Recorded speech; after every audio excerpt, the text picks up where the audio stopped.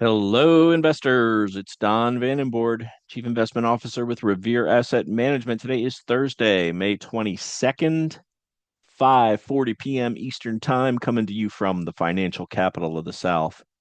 That, of course, is St. Augustine Beach, Florida. With tonight's Revere Roundup Daily Market Insight video. State of the market, we're in an uptrend since the back-to-back O'Neill follow-through days on April 22nd and 23rd. Check the trend gauge over here. Green arrow for leaders, yellow sub arrow. Some weakness yesterday along with the market, but for the most part, everything holding up pretty well.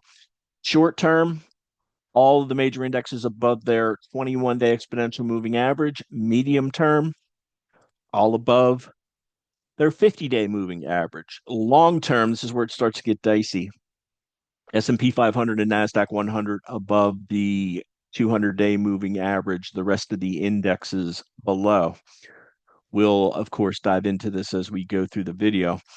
So what happened today? A little bit of everything, good and bad for bulls and bears. So the yesterday, week 1 p.m. Bond auction, long-term bond auction, 20 years. Uh, Ostensibly to blame for a late sell-off in the market. So the question, of course, would there be any follow-up to that? Overnight, yields continued to spike and the futures sold off. But as we got near the open this morning, things improved a little bit, despite yields being higher. But yields reversed during the day, lower. And that coincided with a rally in stocks, but then a harsh sell off the last 30 minutes uh, brought us back to near flat on the S&P 500. So you can see the various colors in here, clearly a mixed close. And the bulls disappointed by no further follow through to the downside. Bulls disappointed by the failure of the rally early afternoon and the late fade. Here are the numbers: the 21 over 21, basically flat, 12 up, 9 down, no real damage done to any of them. The big eight led the way, up 0.6%. The RG8 just positive by about a tenth of a percent. S&P 500, the opened down a tenth of a percent, rallied up above a half of a percent on the day before the late fade. The range, the daily range continues to suppress. That's or compress. That's a good sign for the bulls. Equal weight S&P down a third of a percent. Nasdaq 100 led the way up 2/10. Equal weight Nasdaq down slightly.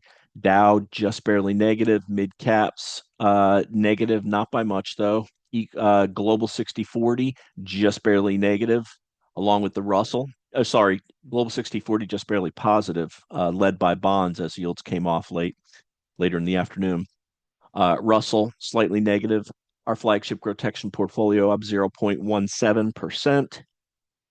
TurboTection down 0.23%. Let's dive into the charts, and I want to start off with the S&P 500 here, and I want to note up at the top, the daily stochastic has rolled over and crossed through the moving average and is now below overbought, which is the 80 level.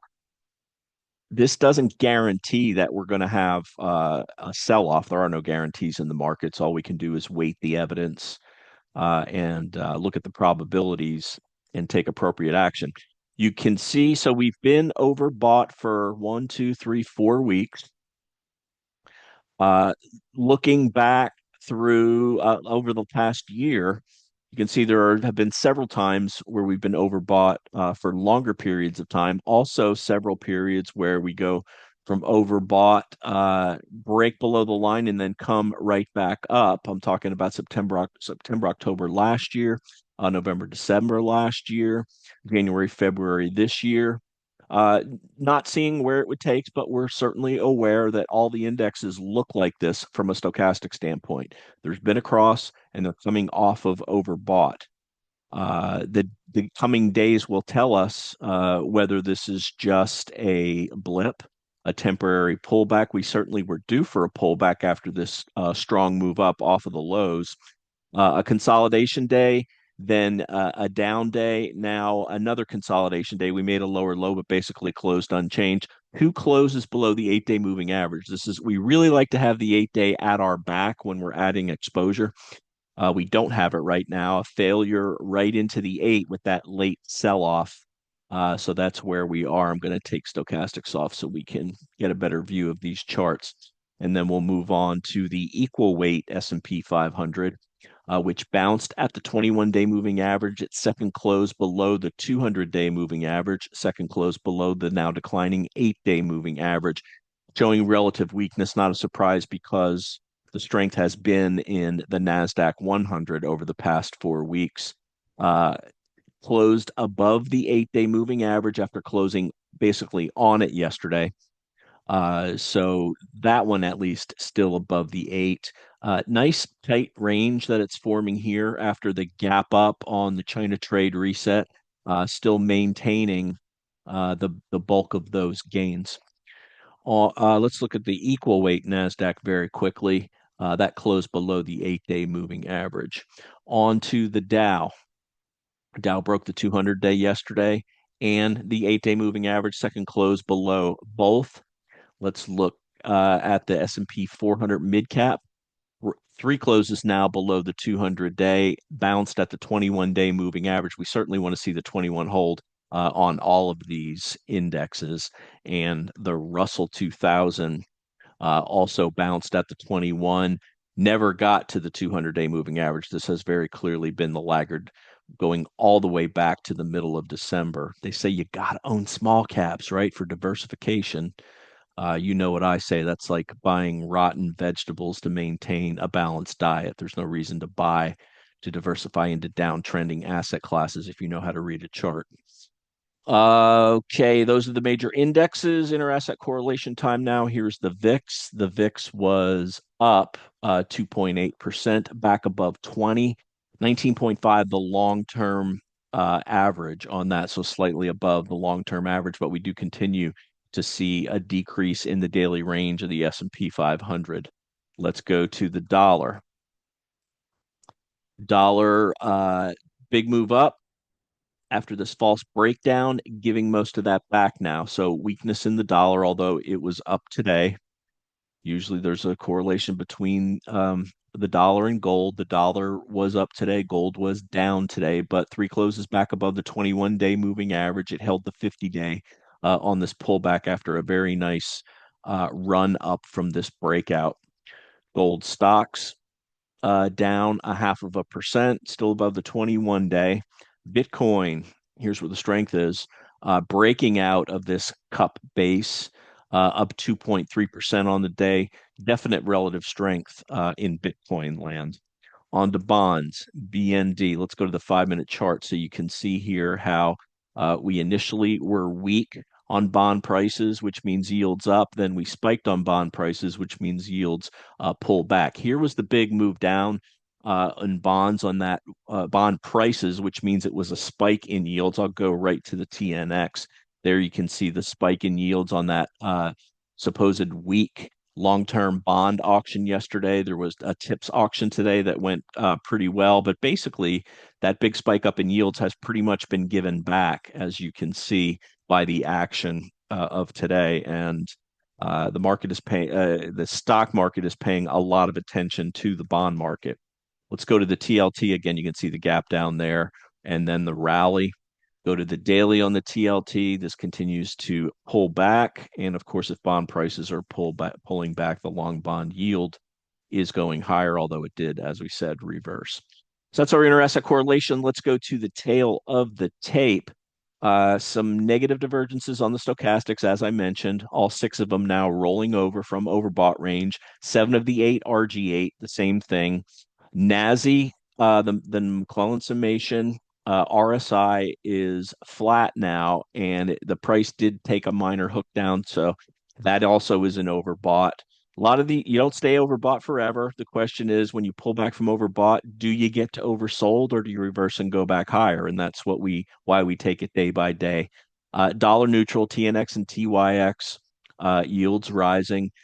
Due for a bounce here. If you look at this number, our percent against the 5-day on the S&P 500, very low. That's why we have it highlighted in uh, green, because a low number is good. Only 7% of the names are above their 5-day moving average on the S&P 500.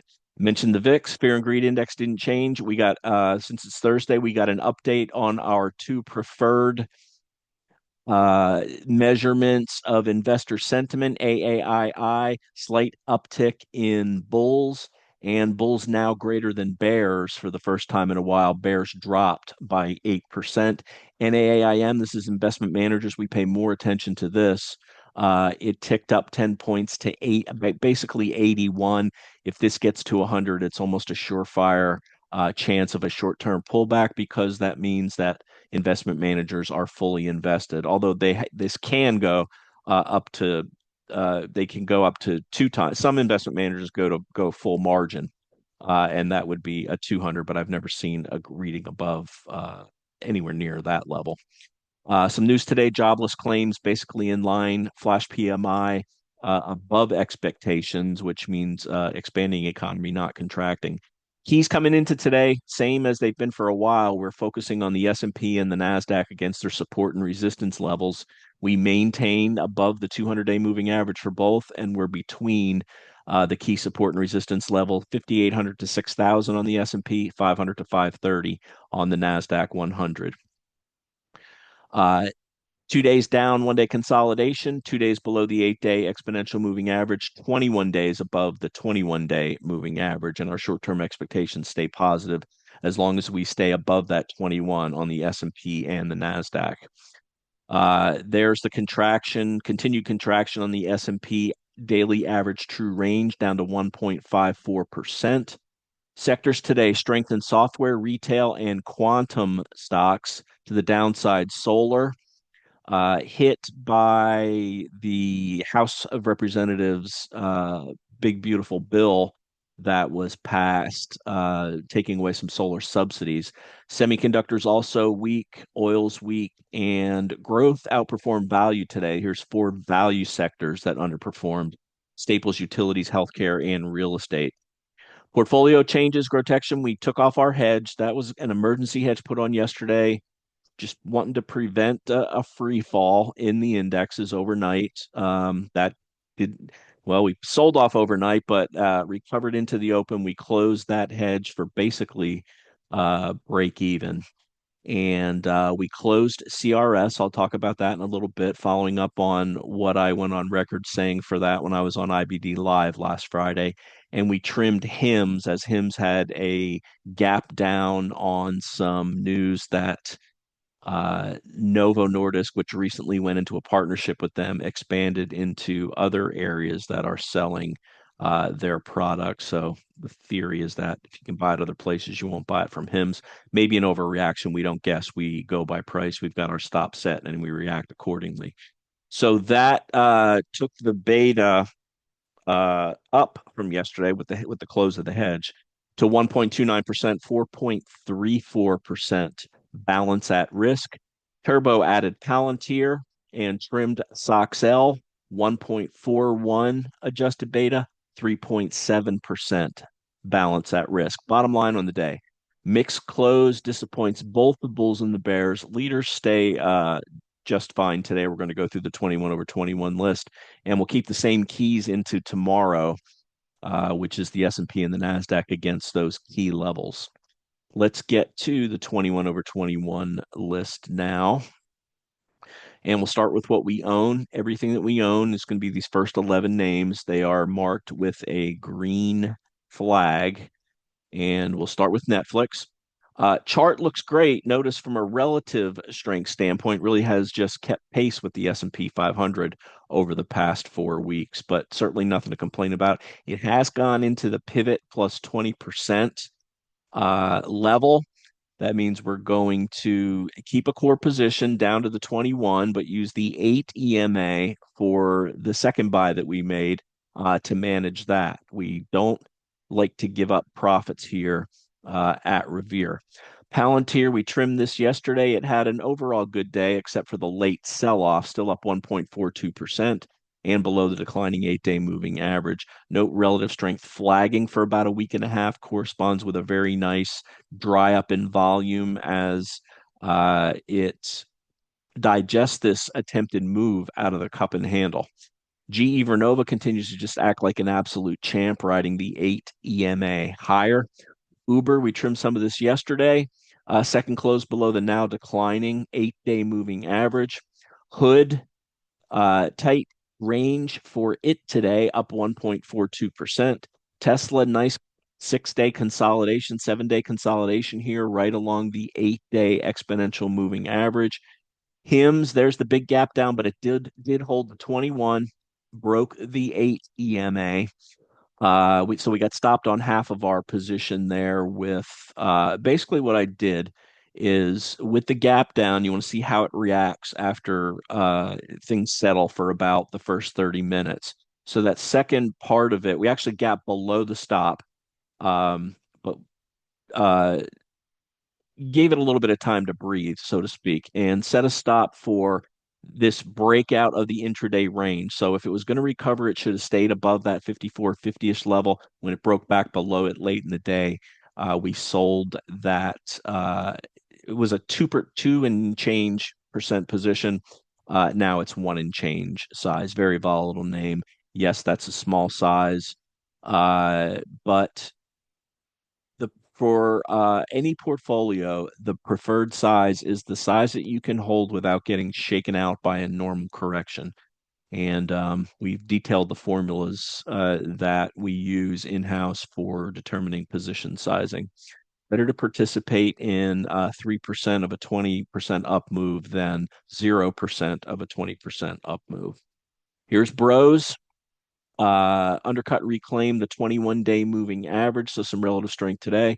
Spotify, 3-day gentle pullback. Nvidia consolidating for the last 6, 7 sessions. It has earnings next week. And Bitcoin breakout. We already talked about that. Okay, the rest of these are the 10 that we don't own that are in the 21-21. Zscaler continues with a beautiful climb up the 8-day moving average. Carvana, gentle 7-day pullback here. Chewy continues to ride higher. Duolingo had ants now pulling back right around the 8-day moving average.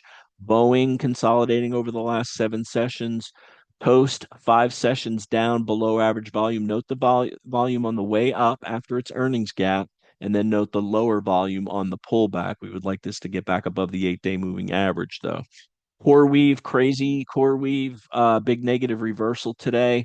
Obviously, it was extended, and even with this 6.7% closing near the low on the day, it is still 17% above the 8-day moving average and a ridiculous 46% above the 21-day moving average. App, nice gentle pullback over the past 2 weeks. CRS, why did I sell this? Well, they're not going to save the world. Great stock. One of the points I made when I was on IBD Live is don't hold out thinking that every stock that you buy is going to go to the moon. This is one that we targeted with the breakout. We're very happy to take the pivot plus 20%, in this case, 18% gain. So trim some of that yesterday and then use the 8-day moving average to trail the rest. Broke below the 8 today, closed the rest of it out. Nothing wrong with the chart here, but it trades extremely thin sometimes. We really need, as we continue to grow, we almost need stocks above $200 million in daily dollar volume. And this one trades thin. The last thing I want to have to worry about is getting out of a thin name. So hey, book the gain, move on to the next possible trade with the freed up capital.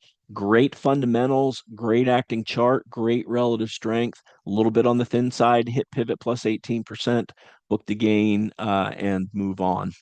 And finally, NRG acting well, pulled back, bounced at the 8 after its earnings gap higher.